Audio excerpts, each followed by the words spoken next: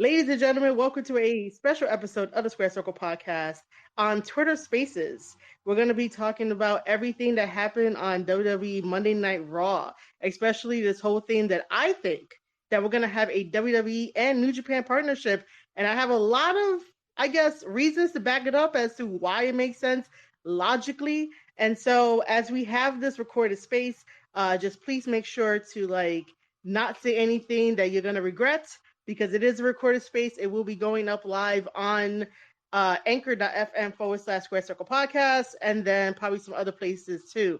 I am joined by my co-host, BJ from Oscilution, and hopefully Haru will join us if he wants to. But let's just start it off right quick with the holy shit. The Good Brothers showed up on WWE Monday Night Raw on the season premiere October 10th and helped out AJ Styles. Yeah, holy shit. That's the best way to describe it.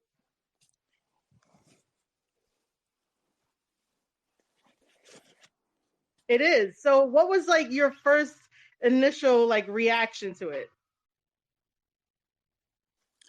Well, I was all intrigued by getting another heel turn out of AJ, watching him join Judgment Day, and then when they showed that glimpse on his face where he looked really angry, I thought, oh no, who's coming out? And I thought he was just getting another tag team out to help him, some backup or something. The Bullet Club was the last thing I was expecting. That is definitely true.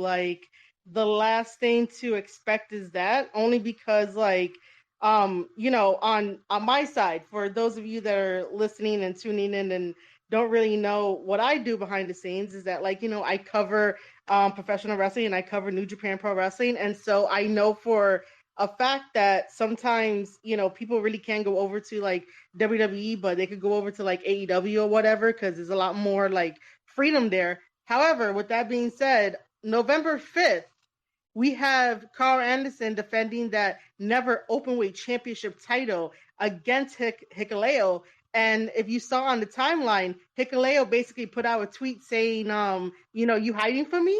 So, it's sort of interesting to see where this goes because, is that match going to be called off, or is New Japan going to give WWE a New Japan title shot, over on, Monday Night Raw or something?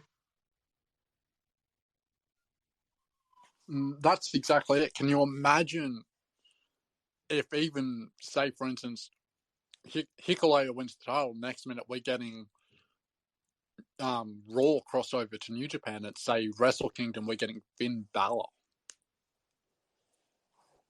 Yeah. And then I started to think about, World Tag League. If, WWE is going to send over some WWE tag teams over to World Tag League this time around. Before I continue, I do see that Shelton has requested to speak. I'm going to approve it. And yeah. Hi, Shelton. How are you doing? You can unmute yourself, even though it doesn't. Oh yeah, you can unmute yourself. Just remember that this is a recorded space. So yeah, I know go ahead. this is recorded. So I would like to say I was legit shocked when I saw the Good Brothers come back. Kind of makes me laugh a bit that Carl came here with the never open weight belt. I don't know how they're going to take it off. I mean, the only thing that they can do realistically is basically drop it to Hikuleo and let him be a champion for the first time. That's the only way I could see it. Yeah, I can see that, but I will tell you, I loved the episode. I wasn't around when DX was all the rage. I wasn't around this big ball of rock, but I do know of how popular they were, and I respect how they pushed the boundaries and made that Attitude Era work. Oh, you're talking about DX, right? I just wanted to make sure that we Okay, I was like slightly confused, but yeah, we could pivot a little bit to DX. You got what I was saying. I wasn't born around the time DX was all the rage, but I do know of them, and I respect how they push the boundaries and the envelopes in order for the Attitude Era to kind of get in full swing. Yeah, I totally agree with that too. DX is definitely a staple. DX definitely helped bring everything together with, their shenanigans and pushing And let's stories, not putting over people, doing what they forget gotta do. geriatric acts. Geriatric. Uh, okay. Just know that you're cutting in and out. It I'm just letting you happens. know you're cutting It in and happens. out. Yeah. So yeah, DX is definitely big. They ended Raw, and it was just a nice little thank you for all And the yeah, support that and he's I given also would them. like to mention Corey Graves. He said something about nefarious things that Billy Gunn was doing with office equipment. You know what he was talking about. Well, yeah, of course, of course. The Cesar There, Nate, you know. yeah, there was definitely a lot of like innuendos throughout the whole entire Monday Night Raw for the season premiere, The opening which segment had a Road Dogg say a word that I should not be saying right now. And I yeah, laughed so hard. I laughed pretty hard. They also had rubber chickens. I don't know what yeah. that meant. Well, I mean, if you want to let your imagination run wild, you can. But yeah, other than the Good Brothers showing up, we'll get back to some more WWE and New Japan stuff. But for Monday Night Raw, Elias is coming back. Yeah. Austin, Who wants to walk with Elias? Me, yeah, you, the Australian guy, the other Louisiana fella. I'm talking about Mr. Corey B. Okay. So I'm gonna let Aussie Lucian take this one. Yeah, so Aussie, what did you think about it? Okay, I've come in and out with fandom on Elias, so I'm still half and half with this one. I was the same with Ezekiel, but I thought Ezekiel was a breath of fresh air. Having the storyline with Ezekiel where it was just, oh no, you're Elias. Like, they shouldn't have brought Elias into the Ezekiel character. And I think that's one of the biggest reasons why it failed. Bringing Elias back just basically proves that the character failed. So personally, I think it's a step backwards, but I don't think there was any other option they could have done with it. Okay, I thought I was muted. I was tweeting out the room again. But yeah, I'm excited for Elias to come back to see what they do because it was very interesting that like he'll come back anyway. So they had like Ezekiel, like it was the weirdest like storyline and stuff. I am sending out more invites to speak just because I know some more people and I would like to get their opinions on stuff. But okay, so we had that. Was it just me or did anyone else feel like the whole Dominic segment with Ray was a little like borderline cringy, even though I understood what they were trying to do? Like it just felt like Yeah, really cringy. it was a bit cringy. I did say something about Dominic dropping an F-bomb. I think he dropped the P word in Spanish. Oh man. I know Yeah, he's Gringo. yeah, which I know what it is, but I'm not going to repeat it. I was always the impression Gringo just meant dog. No. No. It's what Hispanics, especially Mexicans, like to call Americans. Yeah, but it's definitely it. I mean, Aussie, if you think about it, like if you want to use that context, you can because that can be like the friendlier version of it. But it's basically like the equivalent to saying white person when you say gringo, just so you know. Yeah. Okay, so that explains the translation I'm currently reading. Yeah. So like if you want to say dog, it's I'm gonna butcher it because I can't roll my R's and I'm half Spanish and it's really bad. But like if you say perro, like with 2 R's in it, it means dog. Yeah. So it's Perro, which means dog. If you have Pero, that's the word for like but. Like when you say a sentence of like, I like ice cream, but I want like a milkshake. Like that. Yeah. If that makes sense. Kind of makes sense, but I would like to say I kind of winced. And you ever see how Rey Mysterio cries? It makes me kind of wince. Kind of makes me cringe when I see Rey cry. Yeah, but you know, at least he's like showing some type of emotion. I just wish that he could get over, get over it. I mean, I get it. Because and I'll tell you, Dominic, oh boy, he really wanted his own father to beat him up. And the other thing, another thing, let me see. Oh, Seth Rollins winning. He's now, America's champion again. just don't get too far ahead because I wanted to say something about the Dominic thing. I was gonna say that with Dominic really wanting to have his father attack him, in my head, I was like, Ray, where did you go wrong? Like, why is Dominic really wanting this ass whooping?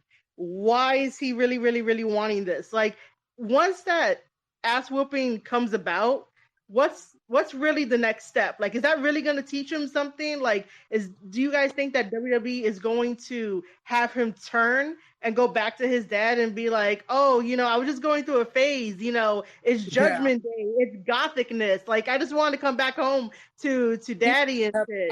Phase in their years. I really didn't have a gothic phase, but I mean, people do have one. And I'm also going to have to say, maybe it's because, Rhea saw, if you want to hear my Australian accent, you're going to enjoy it. And Dominic, feeling all the love. Take my breath away. If you haven't seen Top Gun, you'll understand the reference. I mean, I think we do, but thanks for the karaoke little soundbite. The other thing too is that I mean, I don't know if anyone else here caught New Japan Strong's Declaration of Power, which was today. They announced a new TV title which had like 15-minute time limit. I can see, kind of quick matches with that, but I mean, I would also like to say New Japan's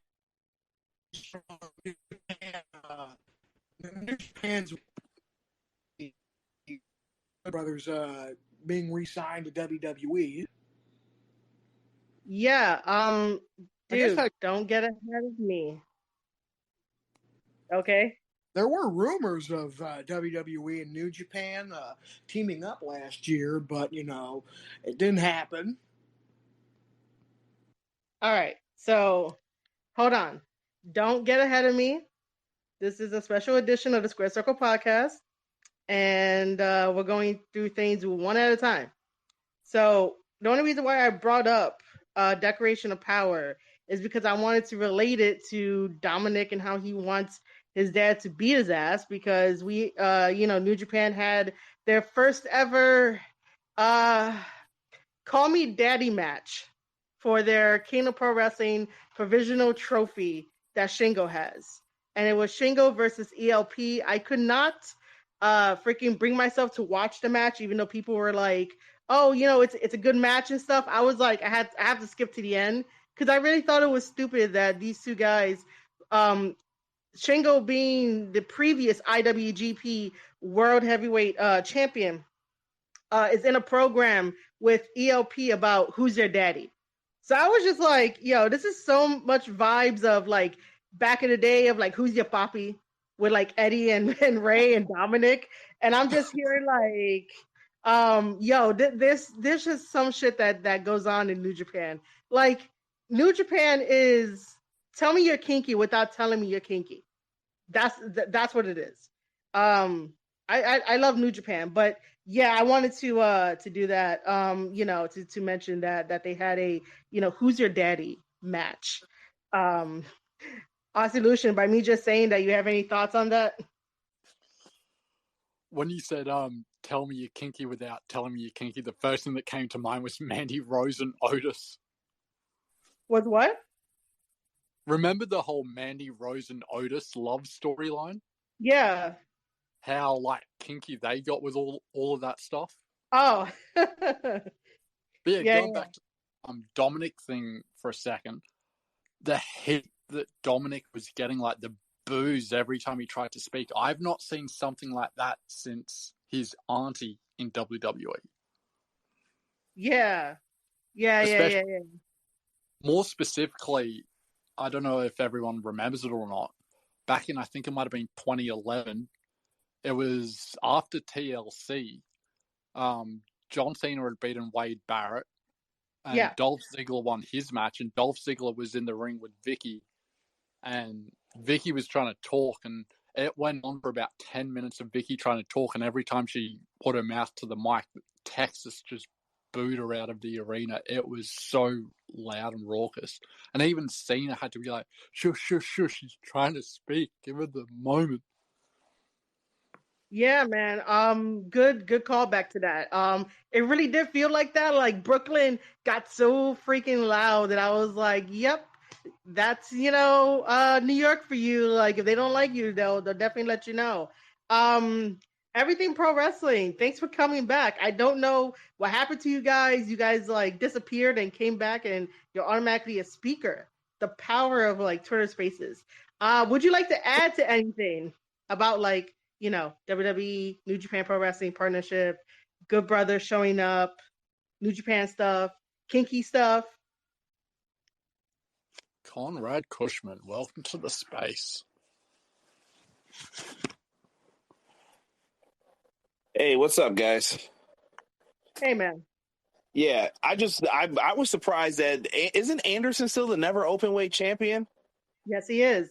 He has to defend it on November 5th against Hikuleo, but I don't know if that's still going to happen. We'll find out in the press conference that's going to be happening like at 2:00 in the morning. Man, that makes things very interesting for them. Or maybe, I don't know. You see people are speculating. Maybe they're working together now. Different ownership now than when they requested it. Probably, man. Like I was like super shocked because before when the dirt sheets were talking about that WWE was trying to reach out to New Japan, but then that got stopped because now we had the partnership between AEW and New Japan that we never thought this could happen. But then now tonight we get it, and it's like, yo, what is happening in wrestling? Like, I'm intrigued. Yeah, it's very weird, man. Like, I don't know. And it makes you wonder, too, if, like, WWE and AEW were on better terms. Like, I still feel like Billy Gunn should have been there tonight. Yeah, same here. Same. I was hoping that, like, he would have just showed up. Yeah, I don't think they can let him do that. I think after the last time when they called him a pissant company, and what was the other thing they had said about him? I can't even remember now. I think after the contract tampering, yeah, they're just not cool with them right now because they caused some of the issues that AEW's having in the locker room. So I get it on both sides. Yeah. Do you see that? With the Good Brothers there, do you see that this might be a long term after the Good Brothers finish up like the New Japan dates? I think it's wise if Triple H plays well, if that's a fair thing to say. Like with Vince McMahon never played well with others. He always, my terms, this is what I want to do. Sorry for the impression, but I always do it when I do Vince's voice. We're going to do what I want to do. But with Triple H, I think if he plays nicely with them and just says like, hey, like, listen, man, I'm willing to help you guys out, yada, yada, yada, and we can do some stuff together. maybe they'll listen. Like, New Japan needs all the help they can get. Why not? They have Wrestle Kingdom coming up as their biggest show. If they're willing to send somebody over there, I don't know, of the stature of maybe like a Riddle or someone who could handle their style, if I'm New Japan, I don't say no to it. Of course I not. don't know. I don't know how the exclusivity deals work though with AEW. Like, if they're just, oh, you have to do it this way. You know? Yeah, that's true. I don't know. I really don't know at all. I can't really. I was gonna say I don't know too much, but I really don't know. But I will say that because AEW is still an LLC, they really don't. They can't. Well, I can't say they can't. They don't have to. They don't have to divulge like a lot of information, like how WWE has to do that. To divulge it, because they're a publicly traded company. But I will say that it will be nice if WWE sends over some tag teams for the Super Junior Tag League that's happening in November, in addition to World Tag League that's happening in November as well. We're doing another double headliner in New Japan. So the president of New Japan was like, he's open to like dream matches. So he probably was like, yeah, this is probably good for business, and yeah, I do think that New Japan needs the help, just so that way everyone's perception on Twitter, even though it's so small, the world of wrestling on Twitter is so small, to change some of the perceptions. I try my best the way that I cover New Japan Pro Wrestling to try and change people's perceptions at least about the company. But I'm just like one person in like even a smaller niche of like New Japan supporters. I hear you on that. I hear you. And I think most of the people who are in here listening to this know that, like, New Japan's really good. It's just a pain to try to watch it at the time if you're trying to watch it live to avoid spoilers. But New Japan is really good and something I would recommend if anyone gets the opportunity to check out or get into. Yeah, I think they put on fantastic wrestling still. So highly recommend it. And hopefully this is a chance for WWE, like you said, to widen what they do. Like, why not put something out there? WWE and AEW are so big that there are going to always be talents on ice. Like, you're not doing anything for the next round to build up to the next pay-per-view. Let those guys go work in New Japan.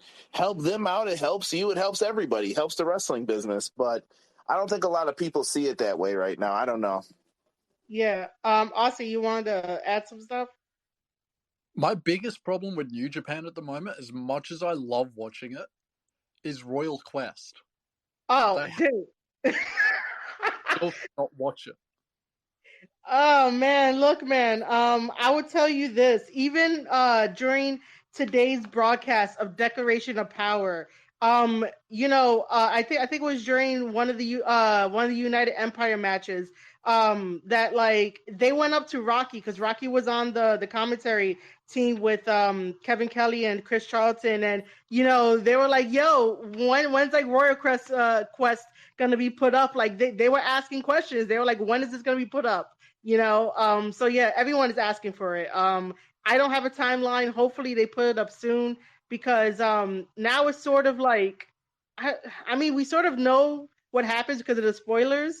But then the stuff that happens during Declaration of Power, like, it just doesn't add up when they do stories and are freaking consistent, man. Like, I just wish that New Japan could be consistent about like everything, but as Thomas said on his podcast, he came out with a new episode with him and Hikuleo, and he was mentioning how like Japan moves a lot more slower than like the rest of the world, and I'm just like, well, yeah, I could see it. Like, I still love them, but I could like see it. Oh, and by the way, if anyone thinks that I wake up like at 2 or like 4 in the morning to watch New Japan, I don't. I am a girl that likes my 8 hours of sleep, because if I don't get 8 hours of sleep, I will be cranky, and people around me will be like, I don't like you right now. So I need to get my full sleep. If it's something important, like today, I stood off of social media so I can enjoy the show, and then like I went back on, and then I went on social media afterwards. But you don't have to wake up at those times to basically like support the company. Like if you have the subscription, which is only $6 a month now. It was originally $8, but the value dollar keeps dropping, so it's like $6 a month now. If you had a subscription, you could watch it on demand any single time that you have time for it. It's one of the best investments that I fucking love. And you guys know I love New Japan. But yeah,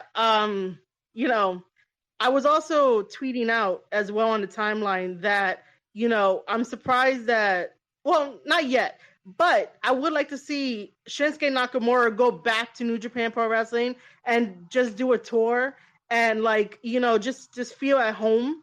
Because if we're getting the Good Brothers over in WWE again, why not send like Shinsuke back over there? Send like Io Shirai over to Stardom, and that'll be a very good question. Do you guys think that in this partnership we get the Stardom deal too? That could be interesting. That would definitely be interesting because AEW hasn't been utilizing the Stardom deal either. I mean, they could ask Rossi, who's like the boss over there in Stardom, to be like, hey, can we like get some more girls over? And before anyone out there like puts any comments down below, like Maki Ito is not really like a Stardom wrestler per se. Like she can, and she's like booked, she could like wrestle there, but she wrestles more for like TJPW and like the other promotions down over there. So just in case anybody is like, oh, what about Maki? Like, no.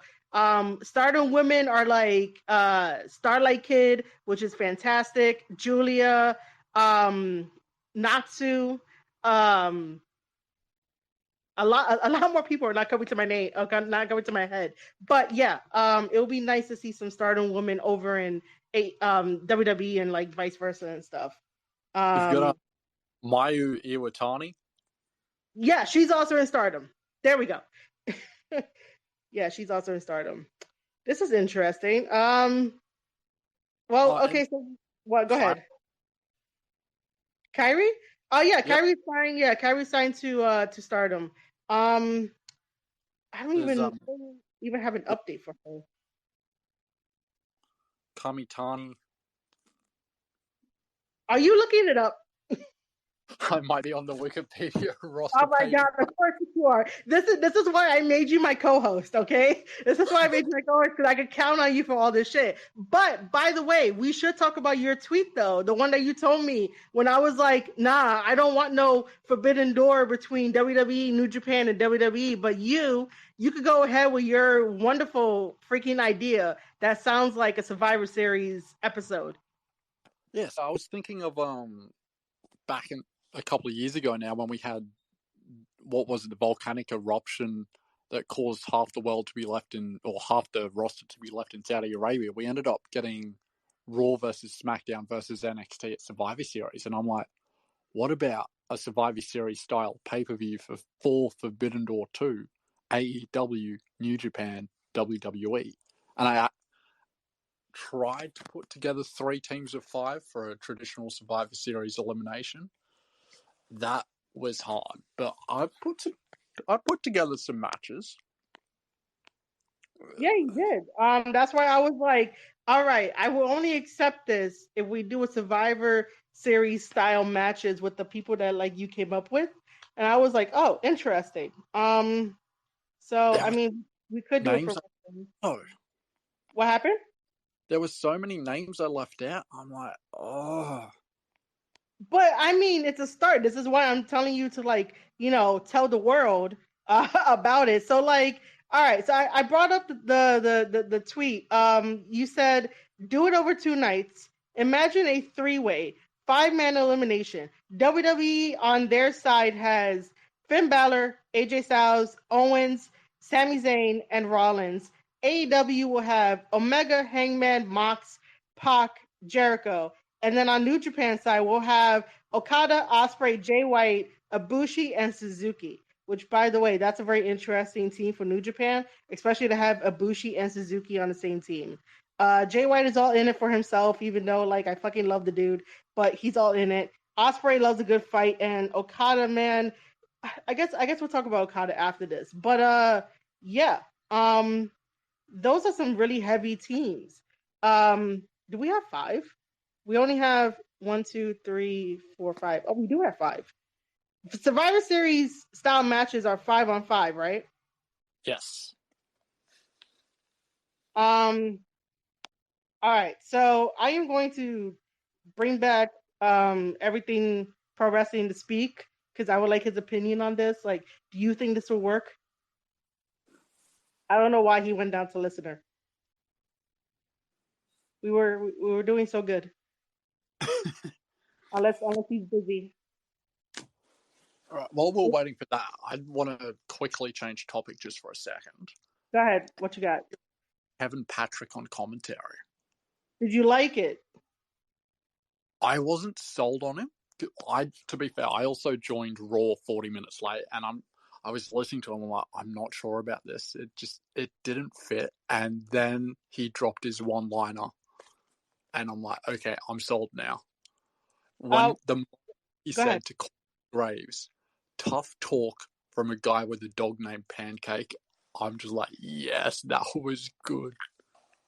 Because usually Corey's the bully, so to have someone like, he's bullied Byron for years, so to have someone bite back at him was brilliant. Yeah, I totally agree with that, dude. Good thing for bringing that one-liner up because, like, I was listening to him. I like the way that Kevin Patrick speaks. I like the way that he conducts himself. You could hear the passion that he has for the business, and he's just generally like excited.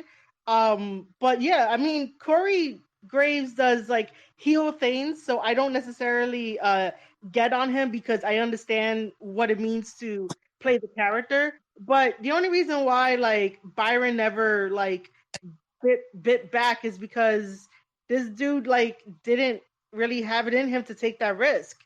I mean, after a while, right? Like in a logical world, if someone keeps picking on you, your reaction after a while is either to, say something back to them where it catches them off guard and they're like, all right, I'm going to back off, or you punch them in the fucking face, right? Like you do that kind of shit. It's just that, like, I've never seen the backbone that Byron has. Like, he's a sweetheart, and he probably is a sweetheart in real life.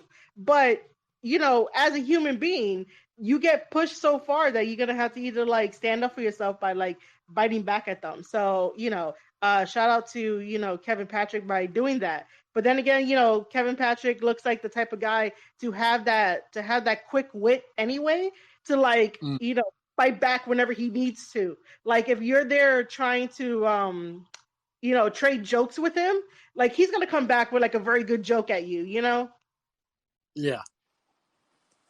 So yeah, it's his one night on the job, on commentary with Corey. We're gonna have to wait until like next week and the week after that to like really give a good assessment about it. So I enjoyed Kevin Patrick on commentary because it was something different. It was something new. The season premiere of Raw felt very like anything can happen. You guys remember that back in the day where WWE was like anything could happen in wrestling? Well, this season premiere, it was that. Like anything can happen, despite PW Insider, however they knew that the Good Brothers were like, sources say they were gonna come to WWE. I'm here thinking, all right, sure, whatever, because let's be honest. The dirt sheets have been like fucking up shit for like the past year. And when I say fucking up shit, I mean like, not really being the journalist to go out there and actually get the good reports and get the actual sources and ask the tough questions. Unlike that one dude that, asked Sasha Banks of like, oh, when are you coming back to WWE? Like, that dude was out there. Rather than doing like armchair reporting. And if people get upset at me for that, so be it.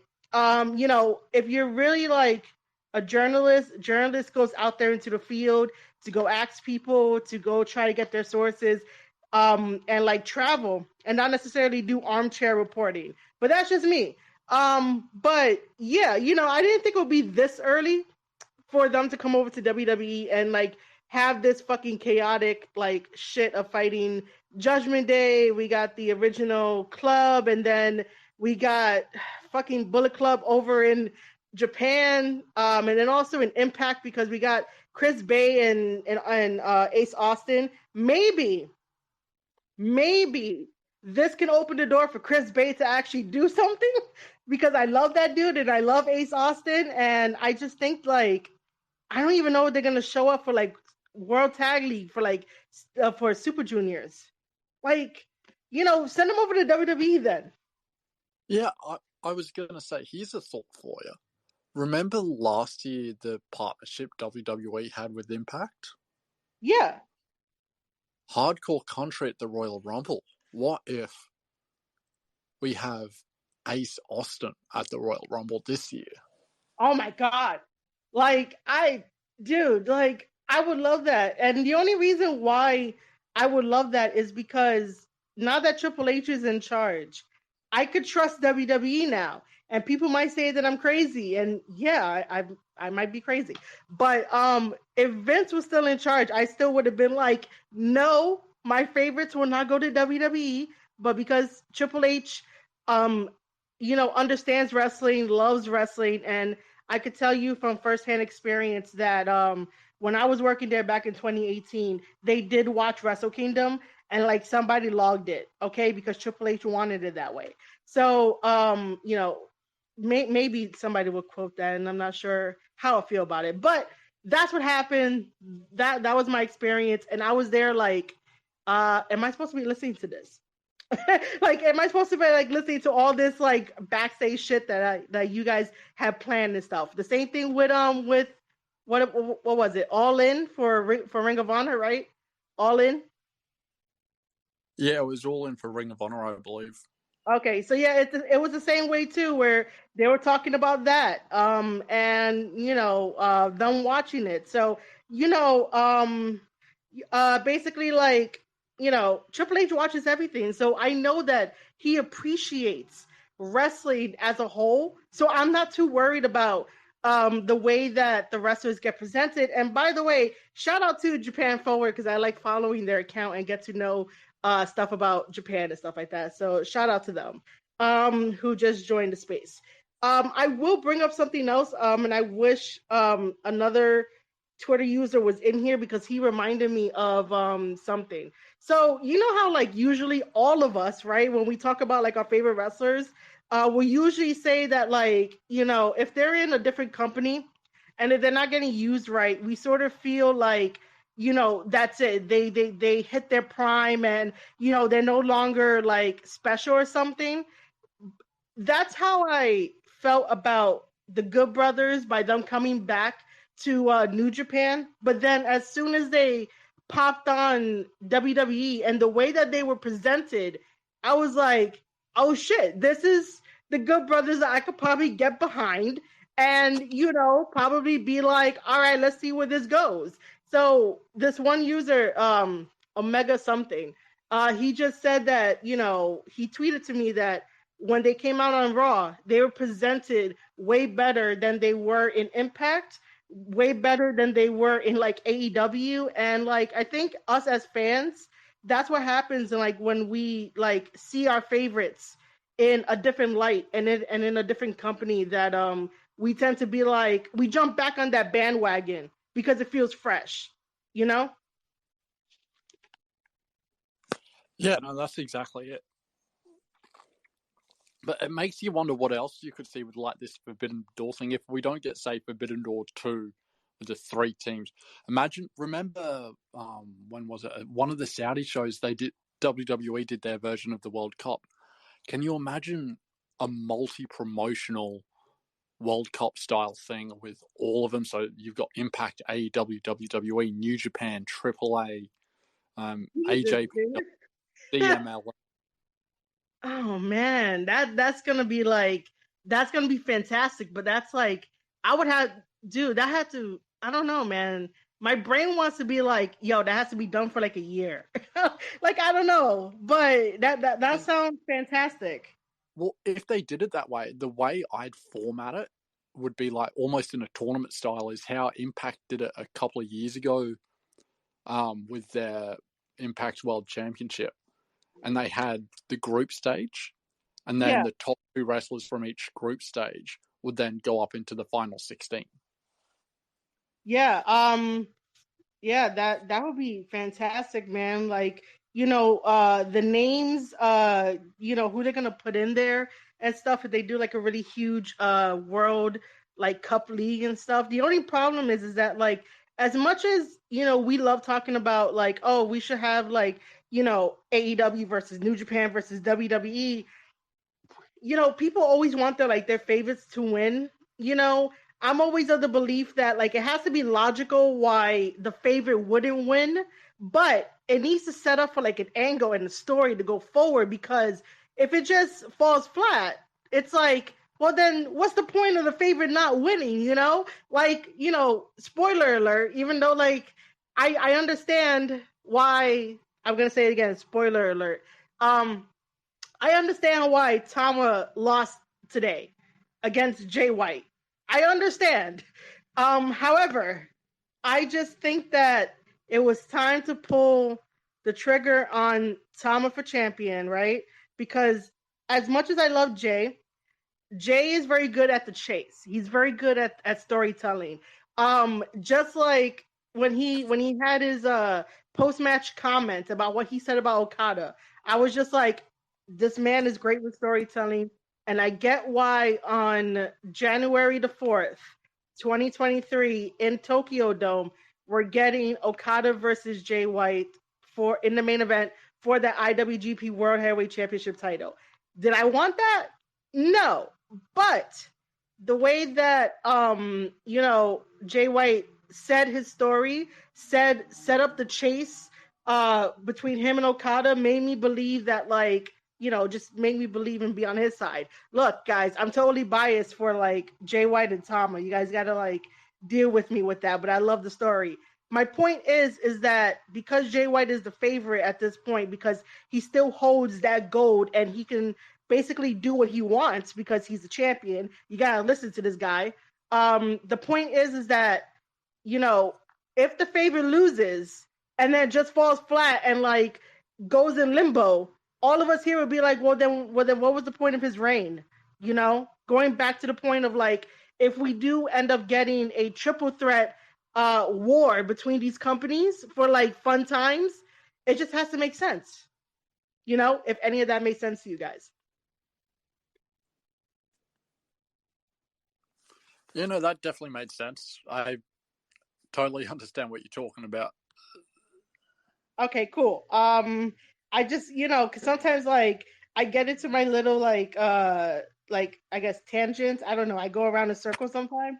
So I just hope that people like understand where I'm coming from, because I'm just so passionate about like, especially stuff like this where you don't see it every single time. Like, despite the dirt sheets ruining whatever, you don't necessarily know the surprise of like the Good Brothers coming to WWE and what kind of benefits that has more than like AEW, because AEW has the benefit with teaming up with Noah now. They have a partnership with Noah. So like, it's kind of interesting that like AEW keeps going at this rate of getting a partnership with Noah, getting the partnership with DDT Pro, getting the partnership with New Japan Pro Wrestling, but like, is anybody really benefiting from this if no one's really talking about it? If we're not having these surprises where we jump on a Twitter space and we're talking about it, is it really beneficial for everyone involved? You can have all the matches you want in the world, but is it beneficial for like story? Is it beneficial for merchandise sales? Is it beneficial for like analytics? Is it beneficial for us who have podcast episodes who want to see the business succeed and move forward and have conversations with people who want to listen? You know, I could sit here. I am sitting here, talking about this partnership with Noah, but I'm more excited about the future between WWE and New Japan Pro Wrestling. It doesn't make any sense to me. It's wild. Like, even I've only just started to get back into WWE myself because I think in the last 6 months before Triple H took over, we were all just like, like Raw would come on, I'm like, oh, I'll just see the highlights or I'll read the Bleacher Report. But now that Triple H is back in charge, I don't want to miss it because I'm like, I'm going to miss something big and I'm going to miss something interesting and wild and chaotic. And I mean, as ruined as the surprise, in quotation marks, as you want to call it, was for last night, like, we all knew Wyatt was returning. Yeah. But it was so good. It was the worst. It was like CM Punk's return. It was the worst kept secret. Yeah. I would, dude, I'm agreeing with you 100% on that way of, before when Vince was in charge, I would just have it on as background noise. And I said that every time on my podcast episode. The time that, Triple H comes on, does, some like new, fresh stuff. I really want to watch. I don't want to miss an episode of Raw. I don't want to miss an episode of SmackDown because now everything is like a little bit more relaxed. Even though they all have to play characters, it's a little bit more relaxed and you sort of believe it a little bit more where you're like, okay, I am behind this wrestler for these reasons. Like, you know why they're doing it. You know their motivations, and not every fan is going to, attach themselves to that, which is okay. But at the same time, it's like, how is the business going to improve? Because wrestling is the purest form of a theater play. It's the purest form of theater play because, like, you go there, you fall in love with these characters. They're doing stuff on stage. They have all these actions. But if you just go to a play and then all you see is like a fight, like, are you gonna like go home to your friend and be like, dude, I can't believe that I just saw this fight, And then they're like, oh, well, what was the story? I don't know, man. It was just a fight. Like, how is that fun? Like, shouldn't you be telling your friend, like, oh, the story was this, and this? Like, you tell them, like, an actual story. Again, if that makes sense. I like the arts.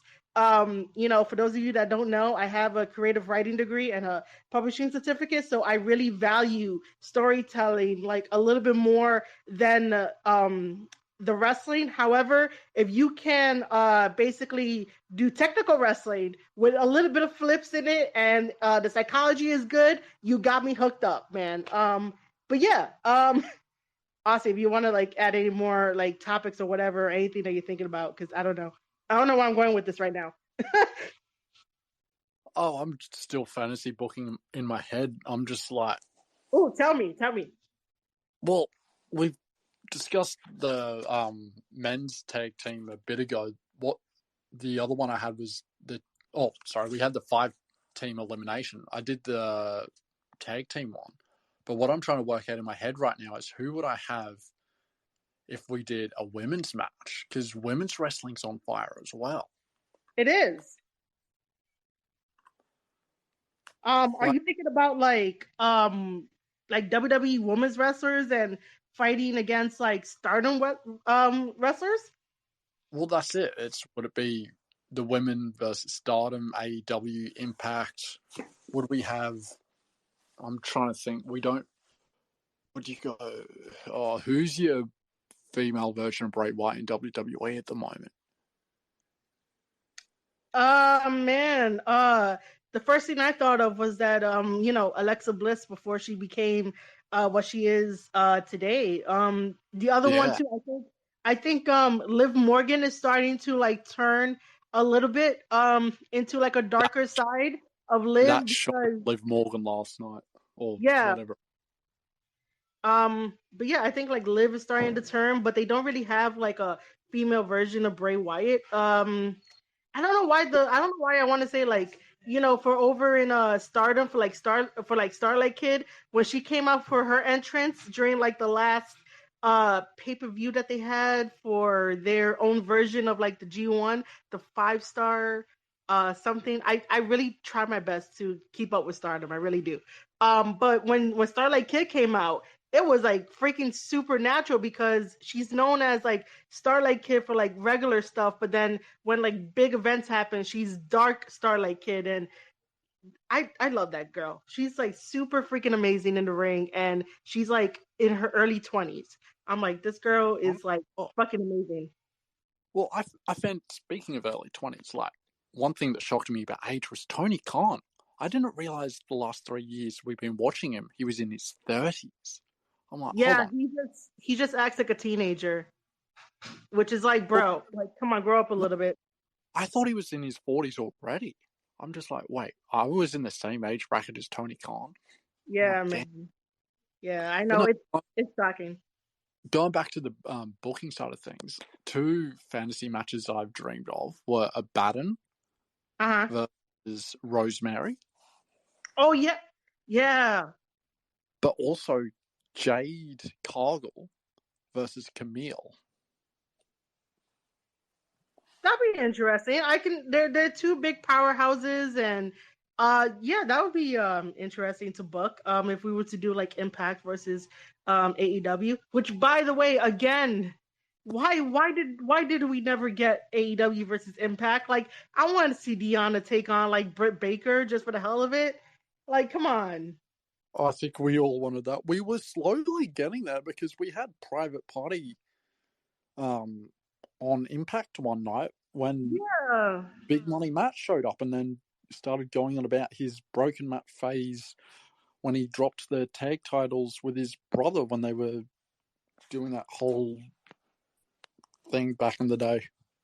Yeah, man, but like, I wish they would have kept going with it, because at the time AEW was like so, what everyone says, bloated, which it was. I would have loved Private Party to have a little bit of a legacy in Impact. It's kind of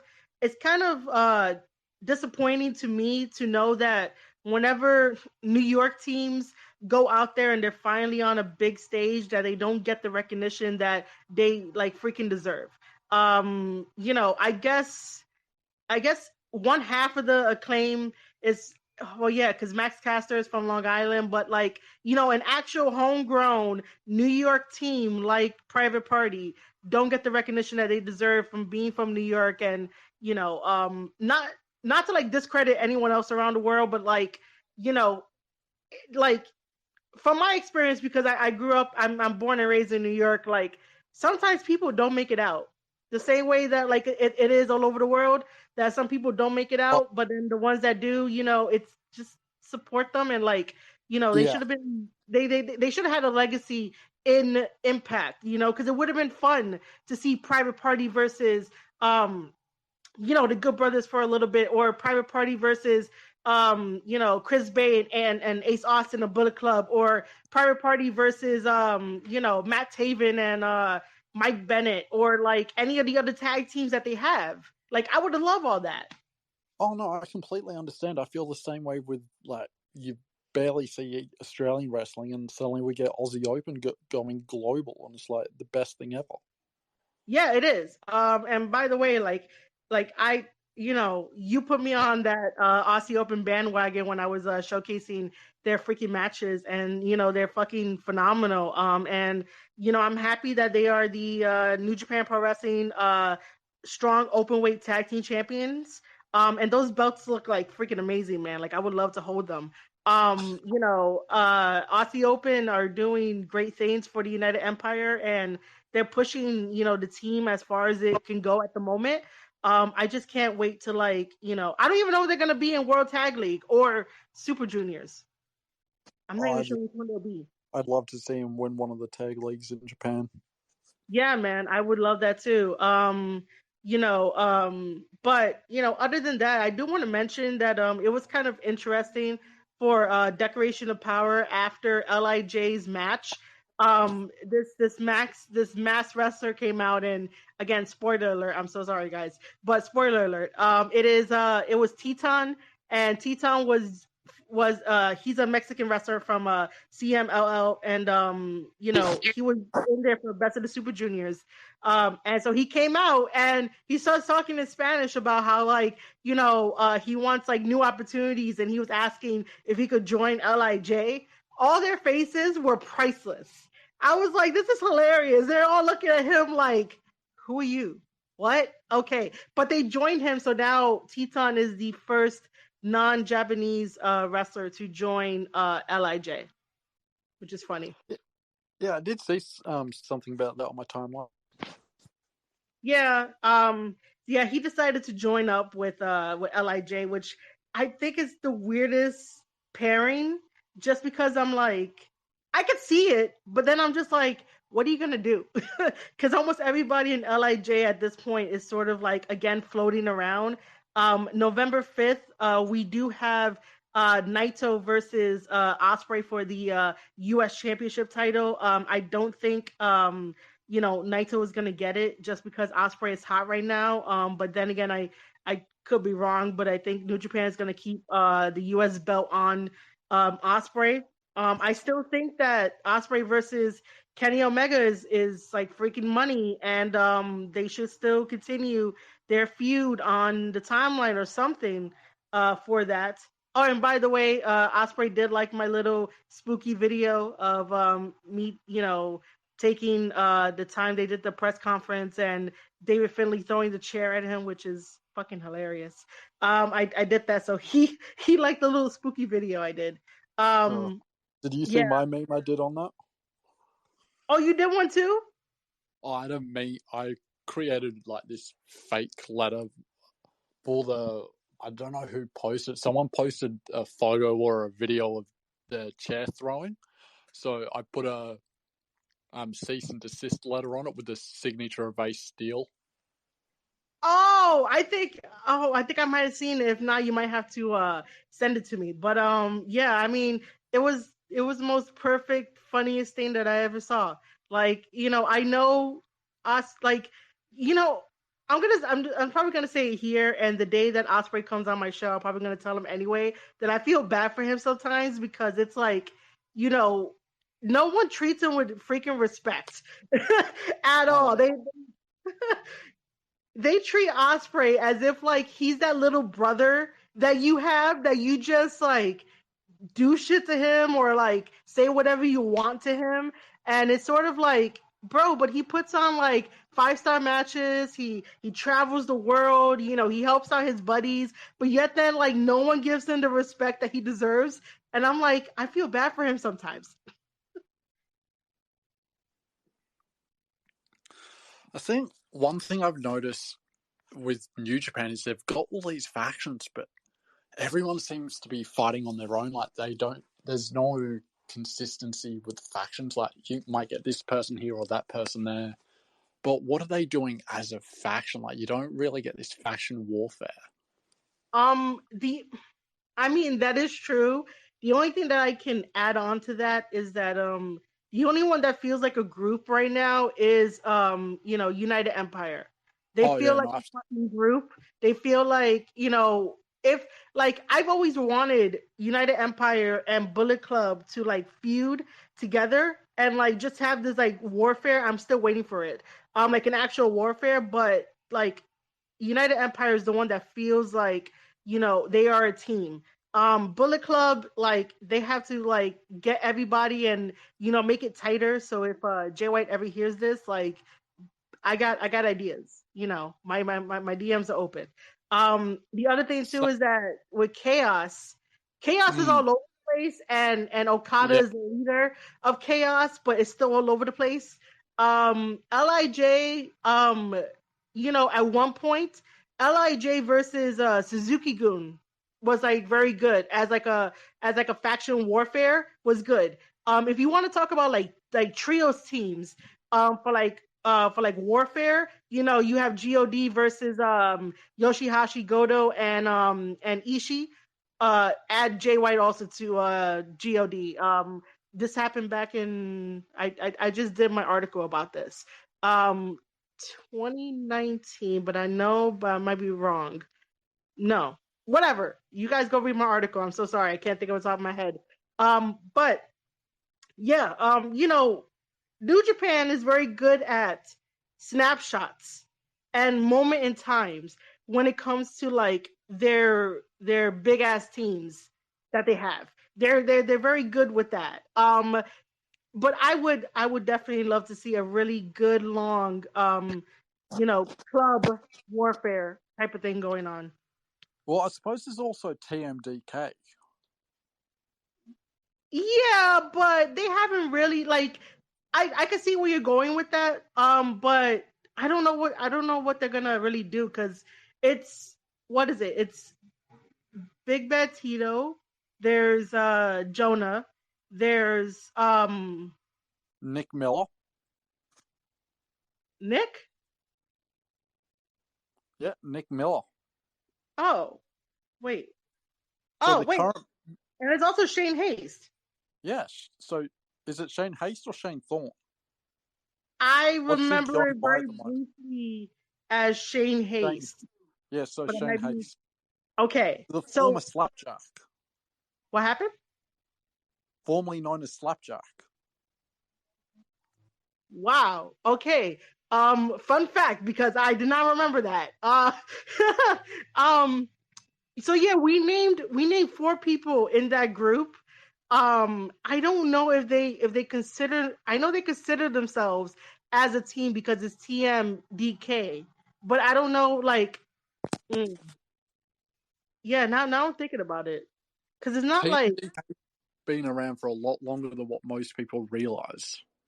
Yes, which I don't know how long they've been around. How long they've been around? May 16th, 2008.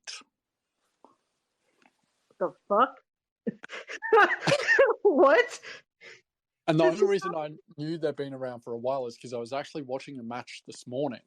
So, for perspective here, it's just after 2 p.m. in the afternoon for me now. I was watching a match this morning between Adam Brooks and Slack. So one of their very first encounters was Adam Brooks' debut at Wrestle Rock back in 2011. And Slacks was representing TMDK then. And this is Adam Brooks' I believe his first win over Slacks due to a interference from Kellyanne. Don't know how well she's known around the world at the moment. But it was a really good match, and it's a rivalry that's definitely worth checking out. Like, they've had, I reckon, at least 7 matches. One of them was meant to happen in Ring of Honor, but it never happened. But Slacks versus Adam Brooks is one of the greatest Australian-born rivalries you will ever come across. Interesting. And this group started in 2008. Damn. Yes. So four are known as Slacks, Marcus, and Elliot Sexton. Okay. So Elliot Sexton has also gone by the names of Brendan Vink and current Duke Hudson. Okay. So he's currently signed to NXT. Oh. You know, Big Bad Duke from NXT. Yeah. Wow. The one that very rarely gets seen. Yeah, because of his situation that happened not too long ago. But yeah. Interesting. I mean, at that point, obviously we can probably say they are a faction in New Japan, but like I think they need more members to be considered like a faction. Well, they're not even in New Japan. They're in New Japan Strong. Well, I just sort of consider it like if you work for New Japan, you're eventually going to work for Strong. So to me, it's the same shit. You know, I don't really consider it too off, too different. But think of like New Japan Strong the same way that like Dark is, where they allow different wrestlers, to come on and like showcase for Strong, because like their main people over in Japan can't always like fly over back and forth and stuff.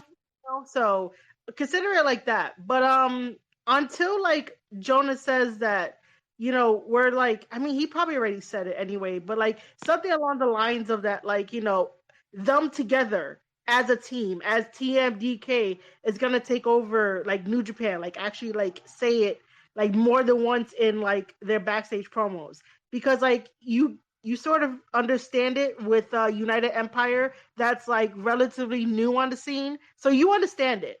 I don't want to say TKMD is like a force to be reckoned with until like it's official. Like I can see it. I don't know if that makes any sense. No, that makes sense. It's like they're a faction that's very small, very unheard of. Yeah. I think that like giving them the time to grow, and maybe if Jonah wants to add more people, because sometimes when he comes out to like when he's on New Japan, it'll be him and like Big Bag Tito for a bit, and then like Shane Hayes now just joined them, so it's sort of like hopefully they'll get more members if Jonah wants that to happen. But yeah, I think that's gonna like wrap this special episode up. I was gonna give another shout out to Japan Forward, but they left. They're freaking awesome. I like following their tweets, so I get to stay updated about what's happening in Japan. So Aussie, I'm gonna let you put yourself over. Whatever you wanna say at the end of this. All right. So at the moment, what I'm working on is a magazine, sort of like the PWI, but I want to focus specifically on Australian wrestling because it does not get done justice around the world. There's so much talent here that the world doesn't know. And eventually I want to create like the top 100, top 200 wrestlers in Australia so the world can see what's going on down here. There's so much happening, and it's almost we're on one of those double-sided mirrors where we can see what's going on, but you guys can't. And I want to break that glass window, shatter it, and let the world see Australia. So you'll see that coming up on Substack by the end of the month. It's going to be called the Aussieverse Inc., or just the Aussieverse basically at this stage. It's got a Marvel-designed logo. We're going to have articles about rookies, reviews on Australian pay-per-views. We're going to have an article, as I spoke before, on Adam Brooks and Slacks about their rivalry over the past 10 years. We're going to do every month, we'll probably do like the top 20 wrestlers I think I discussed. I've got someone helping me with that. We're always looking for more people to come and join. So if anyone knows someone that's looking to get into writing or wants to get a start, by all means, hit me up. I want to make something big out of this. So yeah, keep an eye out on Substack for the Aussieverse. And of course, I will leave that link down in the description when this special episode goes up on anchor.fm/Square Circle Podcast. This is the first time that I think of trying to do a raw review of this because it was something special and I really enjoyed it. I really did enjoy everyone that we had that came in here. I always have a good time talking to Aussie and the rest of the people that came in to speak whatever they had to say.